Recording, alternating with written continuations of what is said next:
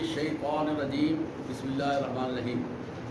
عزیز طلبہ، اس سے پہلے ہم نے والدین کے حقوق کے حوالے سے کچھ باتیں کی تھیں اور آپ کو یہ بتایا گیا تھا کہ دنیا میں رہتے ہوئے جو سب سے عظیم ہستیاں انسان کو میسر آتی ہیں اس کے والدین، اور والدین کا احترام، ان کی عزت سب سے پہلے۔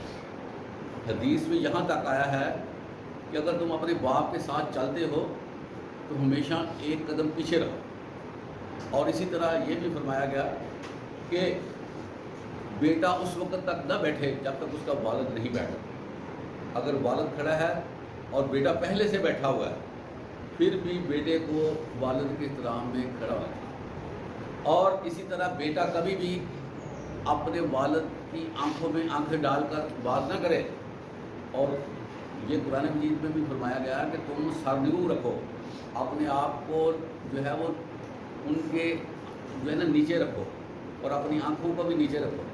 کبھی بھی جو ہے وہ والد کے سامنے بولنے کی جرات نہ کرو، کیونکہ جو بچے والدین کے حوالے سے بولتے ہیں نا ان کو وہ بات کہہ دیتے ہیں، ان کے عمل ضائع ہو جاتے ہیں سارے، ان کی پچھلی نیکیاں ضائع ہو جاتی ہیں، اور جب تک والد معاف نہ کرے ان کی اگلی نیکیاں کارگر نہیں ثابت ہو سکتی۔ والدین کی ناراضگی کو چھوٹا نہیں سمجھنا چاہیے، بلکہ جب تک والد رضامند نہ ہو سارے کام چھوڑ کے اس کی رضامندی حاصل کرنی چاہیے۔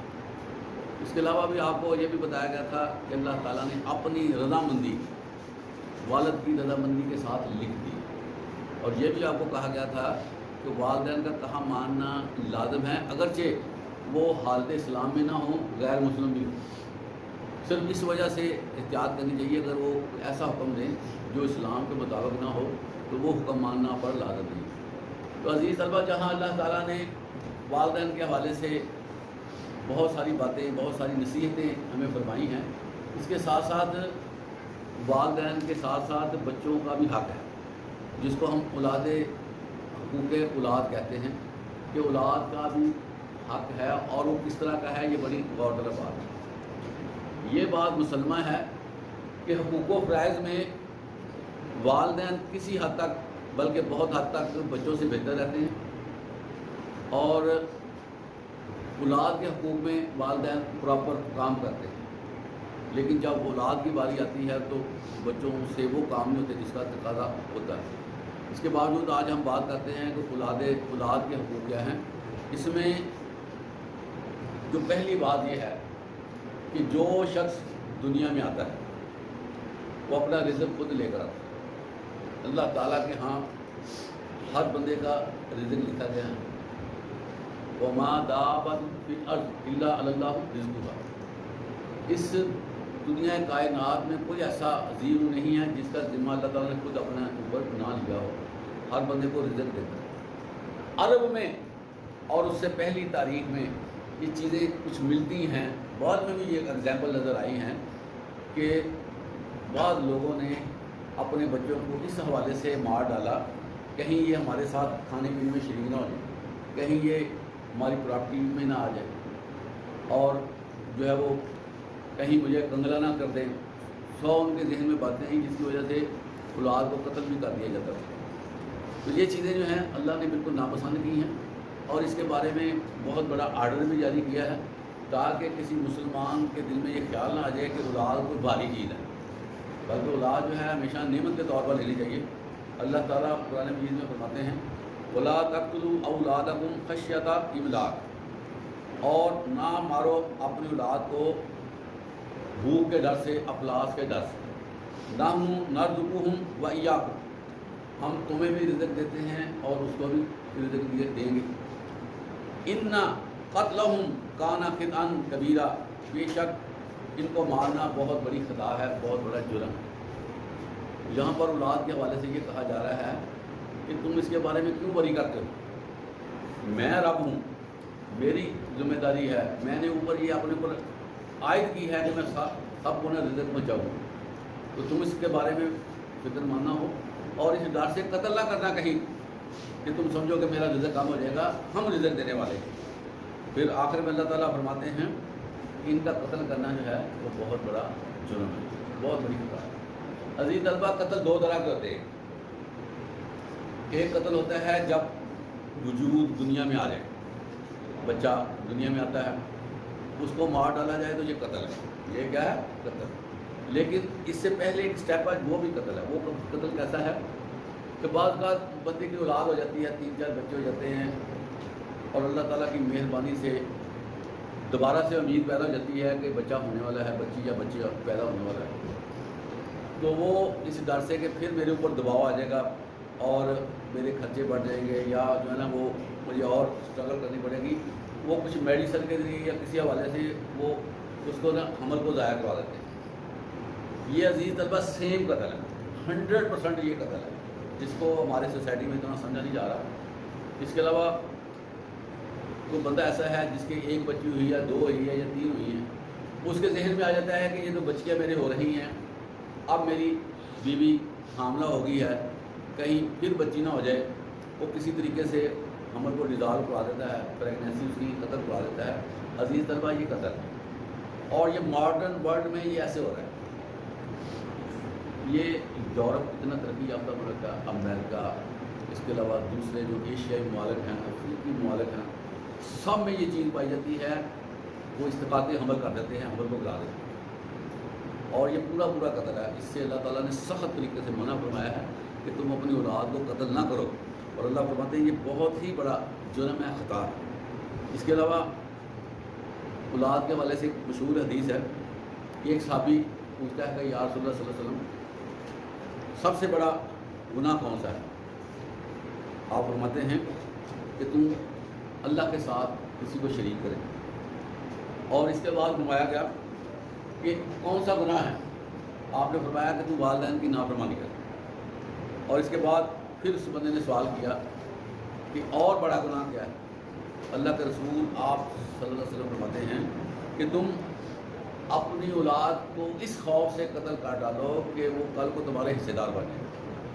اس حوالے سے عزیز طلبہ، یہ جو معاملات ہیں بڑے ہی اہم ہیں. اللہ تعالیٰ نے یہ نظام کائنات چلایا ہے، چلائے گا. سارے معاملات اللہ کے اپنے ہاتھ ہیں.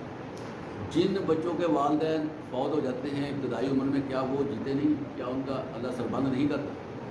ان کے معاملات اللہ ٹھیک نہیں کرتا. جو معاملہ دنیا میں آنے، اللہ تعالیٰ نے پہلے اس کو ریٹن فارم میں لکھ رکھا ہوا ہے، اور اللہ تعالیٰ اس کو اسٹیپ بائی اسٹیپ آگے بڑھا رہے ہیں. جس والدین نے دنیا میں بچوں کا ساتھ نہیں دینا، وہ لکھا ہوا. اس لیے از خود ڈسیزن نہیں لینے چاہیے کہ یہ ایسے ہوگا تو ایسے کیسے ہو جائے گا، ایسے ہوا تو ایسے کیسے ہو جائے گا. اپنے طور پر جو ہے نا وہ کل کے بارے میں غور کرنا نا بڑا ظلم ہے، بلکہ یہ شرک پر کچھ باتیں ہیں. اللہ کے رسول صلی اللہ علیہ وسلم فرماتے ہیں کہ تم اگر مگر نہ کیا کرو. اگر تم کرو گے تو شیطان اس سے بڑا خوش ہو جاتا ہے، کیونکہ تیرے دل میں وسوسہ آ جاتا ہے کہ اگر ایسے ہو گیا تو پھر، جو کہ تمہارے ایمان کو ڈاواڈول کر دیتا ہے. اس لیے حدیث میں طے ہے ہمیشہ خیر مانگنی چاہیے، ہمیشہ اچھی بات کہنی چاہیے، اور اللہ سے ہمیشہ اچھی امیدیں وابستہ کرنی چاہیے. اللہ تعالیٰ کی جو ذات ہے عزیز طلبہ، وہ ایسی ذات ہے کہ گٹا ٹوپ اندھیرے ہوتے ہیں، اس میں سے اللہ تعالیٰ سارے معاملہ سیدھے کر دیتے ہیں. اب ایک مجمع لگا ہوا ہے، بہت بڑا مجمع ہے، اور مجمع کے درمیان بہت بڑی آگ ہے، اور اس سے پہلے اس آگ کے علاوہ کو انسانی آنکھ نے نہیں دیکھا تھا، اور کوئی بندہ یہ کہہ نہیں سکتا تھا کہ اس میں کوئی چلا جائے تو واپس آ جائے گا. ایسے ہی ہے نا، ہر ذریعے سے اس آگ کے علاوہ کو بڑھایا گیا تھا، اور اتنی بڑی آگ، شعلے اس کے آسمان پہ جا رہے تھے.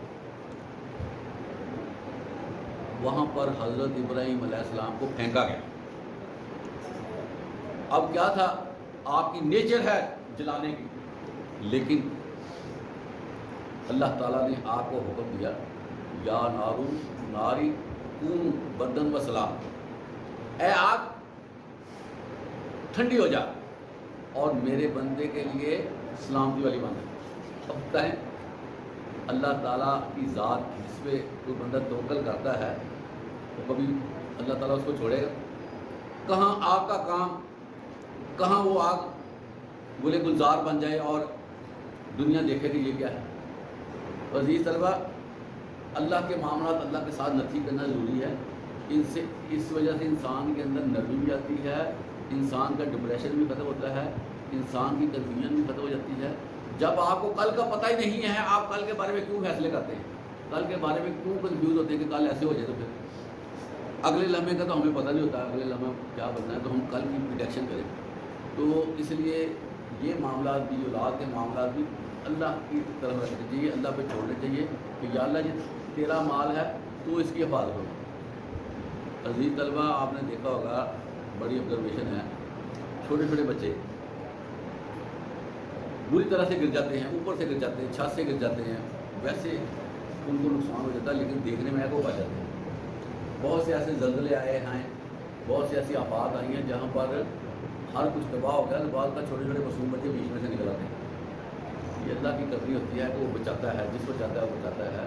اللہ نے روزگار دینا ہوتا ہے، اللہ تعالیٰ کے معاملات کو بندہ سمجھ نہیں سکتا۔ اس لیے جو ہے وہ آپ صلی اللہ علیہ وسلم کی آپ زندگی دیکھیں، تنہا یتیمی کی زندگی، اکیلا محمد، رشتہ دار بھی ساتھ نہیں ہیں، لیکن کیا ہے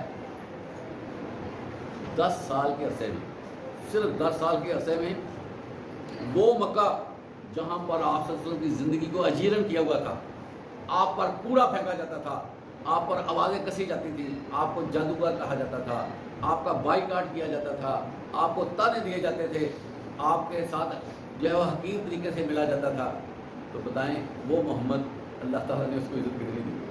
10 سال کے بعد وہ کیسے آئے ہیں؟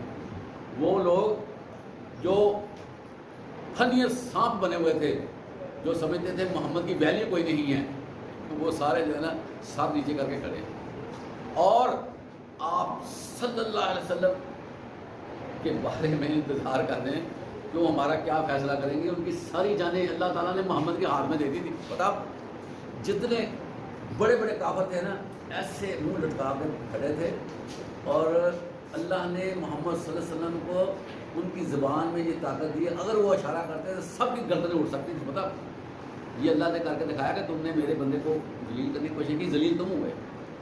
اور یہی وجہ ہے کہ اللہ تعالیٰ نے کسی بھی دور میں، یہ بات ذہن میں رکھے، کسی بھی دور میں جب یہ اللہ پہ اعتماد کیا، اللہ تعالیٰ نے عزتیں دی، یہ بات ذہن میں رکھے۔ آج بھی وہی اللہ ہے، اللہ تعالیٰ ہمیں بھی اپنے اوپر تک کر کے دینے کی توفیق عطا فرمائے۔ واخر دعوانا الحمدللہ رب العالمین۔